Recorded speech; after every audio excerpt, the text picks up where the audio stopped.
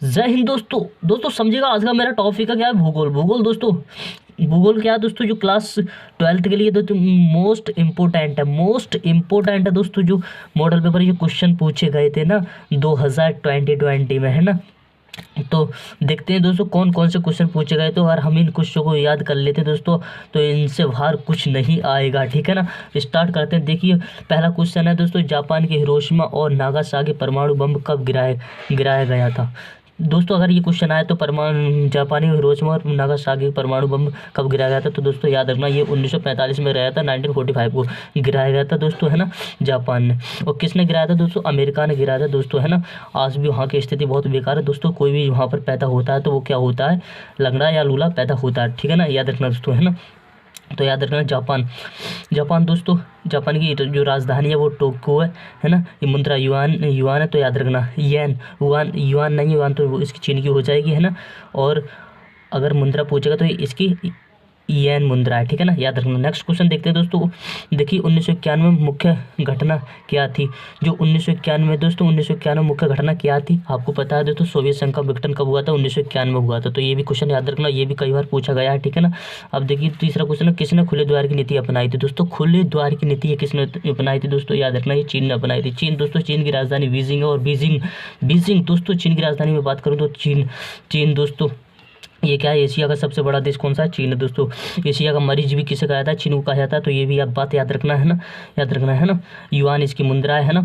हालांकि हमें ये देखना है, अगर हम किसी कॉम्पिटिटिव एग्जाम की तैयारी करते हैं, है ना, तो ऐसे SSC GD वगैरह, तो इसमें क्या होता है, ये पूछा जाता है ना। तो ये भी मैं बता रहा हूँ, तो ये भी आपको नॉलेज हो जाएगी, तो ये भी याद रखना, है ना। अब देखिए शार्क दोस्तों, शार्क देखते हैं, ये क्वेश्चन भी कई बार पूछा गया था। शार्क का जो मुख्यालय है वो कहाँ पर है, या सचिवालय स्थित कहाँ पर है दोस्तों, काठमांडू, याद रखना। नेपाल की राजधानी क्या है दोस्तों, काठमांडू ये नेपाल की राजधानी है दोस्तों, याद रखना, है ना, काठमांडू दोस्तों, है ना। नेपाल दोस्तों, आज तक कोई भी देश, कोई भी ऐसा कौन सा देश अगर पूछा है जो कभी गुलाम नहीं बना था, तो नेपाल दोस्तों, नेपाल।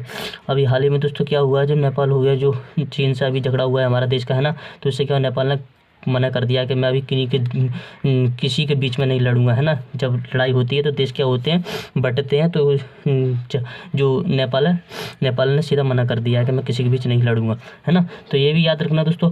अब है दोस्तों पाँचवा, संयुक्त राष्ट्रीय संघ की स्थापना कब हुई थी दोस्तों। संयुक्त राष्ट्र संघ की स्थापना कब हुई थी, तो याद रखना 24 अक्टूबर 1945 को सोवियत संघ की स्थापना हुई थी। 24 अक्टूबर 1947 को दोस्तों, है ना। वो सॉरी क्या बोला, 1945 को, ठीक है ना, 24 अक्टूबर 1945 को दोस्तों। क्यों हुई थी यार इसका दोस्तों, ये क्या करता है कि कोई भी देश से क्या हुआ था, जैसे परमाणु बम गिरा गया था ना, परमाणु बम गिरा था किसने, अमेरिका ने जापान के ऊपर, मैंने अभी बता दिया, है ना। तो ऐसी घटना कभी दोबारा नहीं हो, है ना। तो ये 24 अक्टूबर एक मुख्यालय बनाया गया था। इसका मुख्यालय संयुक्त राष्ट्रीय संघ का मुख्यालय दोस्तों कहाँ पर है, न्यूयॉर्क में, अमेरिका में, है ना। यानी कोई भी देश हम पर अटैक नहीं करेगा, है ना, अचानक अटैक नहीं करेगा, है ना। तो याद रखना इसको, है ना। ये क्वेश्चन आए कि संयुक्त राष्ट्र संघ की स्थापना कब हुई थी, तो याद रखना 24 अक्टूबर 1945 को हुई थी, है ना, याद रखना दोस्तों। नेक्स्ट क्वेश्चन पूछा गया था दोस्तों, 1992 पृथ्वी सम्मेलन कहाँ पर हुआ था दोस्तों, ब्राज़ील में हुआ था। ब्राज़ील में हुआ था दोस्तों 1992। अगर ये पूछे कब हुआ था, तो 1992 में हुआ था। और कहाँ पर पूछे, तो ब्राज़ील में दोस्तों, ब्राज़ील में हुआ था, है ना। ये क्यों हुआ था दोस्तों, इससे क्या था, जो हमारे जो प्रदूषण वगैरह हो रहा है, पर्यावरण को सुरक्षित रखने के लिए, है ना, तो ये सम्मेलन किया गया था, है ना। इसमें देश में हिस्सा लिया गया था, कितने देश इसमें हिस्सा ले रहे हैं, तो ये था, है ना, पृथ्वी सम्मेलन, याद रखना। पृथ्वी सम्मेलन आया समझ में, आगे देखते हैं। सातवां दोस्तों, स्वतंत्र प्राप्ति के समय देश की सबसे बड़ी चिंता या चुनौती क्या थी दोस्तों। स्वतंत्रता प्राप्ति के समय, है ना, जब देश हमारा स्वतंत्र हुआ था, आज़ाद हुआ था, तो सबसे पहले जो समस्या आई थी वो क्या थी, हम किस तरह से अपने देश को चला सकें दोस्तों। तो याद रखना राष्ट्रीय एकता और सुरक्षा की हमें ज़रूरत थी, है ना, कि राष्ट्रीय एकता दोस्तों, राष्ट्रीय एकता क्या होती है, दो या दो से देश जो कोई भी लोग क्या आपस में मिलजुल कर रहे हैं, ना, तो इसे राष्ट्रीय कहा जाता है ना। अब तो इसमें क्या था, स्वतंत्रता प्राप्ति के समय देश की सबसे बड़ी चुनौती क्या थी, तो राष्ट्रीय एकता और सुरक्षा थी, ये बता देना, ठीक है ना, याद रखना दोस्तों। आगे चलते हैं। देखिए दोस्तों, मेरा मकसद ये नहीं है कि मैं बस क्वेश्चन को बताऊं और चला जाऊं बता के, तो ये नहीं है दोस्तों। ये तो हर कोई पढ़ा देगा ऐसे, है ना, कि भाई क्वेश्चन बनाया। हालांकि मेरा राइटिंग बहुत बेकार है, तो इसलिए मेरे नंबर नहीं आते हैं, तो अभी मैं नॉलेज बहुत रखता हूँ, ठीक है ना। तो भारत जैसे हर कोई पढ़ा देगा दोस्तों ऐसे बना कर, ये है ना। तो मैं क्या करता हूँ, आपको और नॉलेज भी देता हूँ जितनी मेरे को मालूम होती है, ठीक है ना। तो देखते हैं नेक्स्ट दोस्तों। 8वां क्वेश्चन पूछा गया था दोस्तों, भारत के मिल्कमैन के नाम से किसे जाना जाता है, या भारत के मिल्कमैन के रूप में किसे जाना जाता है दोस्तों? वर्गीज कुरियन को। दोस्तों वर्गीज कुरियन को याद रखना, भारत को मिल्कमैन के नाम से जाना जाता है दोस्तों। श्वेत क्रांति का जनक कहा जाता है ना, याद रखना श्वेत क्रांति। अगर आए कुछ श्वेत क्रांति किससे संबंधित है, तो याद रखना दूध के उत्पादन से श्वेत क्रांति संबंधित है ना। जैसे हमारी, अरे श्वेत क्रांति क्या होता है, दूध में ज़्यादा उत्पादकता हो गई थी। जैसे हमारी हरित क्रांति आई थी, है ना, उसमें क्या हुआ था, खाद्यान्न की बहुत ही ज़्यादा, गेहूँ का उत्पादन बहुत हुआ था। तो ऐसी श्वेत क्रांति है ना, तो याद रखना है।